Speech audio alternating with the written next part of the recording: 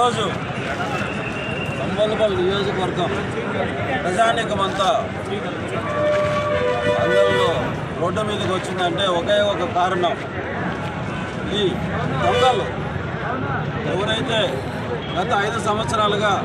తంబలపల్లి నియోజకవర్గంలో ఉన్న సంపదను బ్రిటిష్ వాడి కంటే అధ్వానంగా వాడన్నా కొన్ని పింఛీలు ఇవి కట్టి తీసుకపోతే వీడు ఉన్న రోడ్లను కూడా నాశనం చేసి ఈ పెద్దిరెడ్డి ఫ్యామిలీ ఖనిజ సంపద కావచ్చు, ఇసుక కానీ, గ్రానైట్ కానీ, క్వార్ట్జ్ కానీ, దీనికి సంబంధించిన మెటీరియల్ అంతా ఎత్తపోవడం, నియోజకవర్గానికి వచ్చిన ఏమైతే మౌలిక సదుపాయాల కోసం సెంట్రల్ గవర్నమెంట్ నుంచి వచ్చిన ఫండ్స్ అన్నింటినీ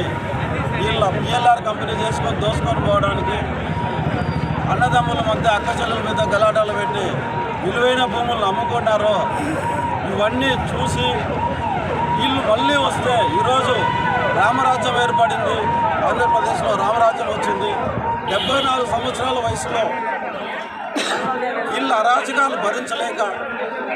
74 సంవత్సరాల వయసులో కూడా యువకుడుగా మొత్తం రాష్ట్రం అంతా చుట్టి ఎన్డీఏ కూటమి 3 పార్టీలు కలుపుకొని ఎన్డీఏ కూటమిగా ఏర్పడి ఈ ప్రజల బాధలు తీర్చాలనే ఉద్దేశంతో 74 సంవత్సరాల్లో వయసులో తిరిగి ప్రభుత్వాన్ని 164 సీట్లు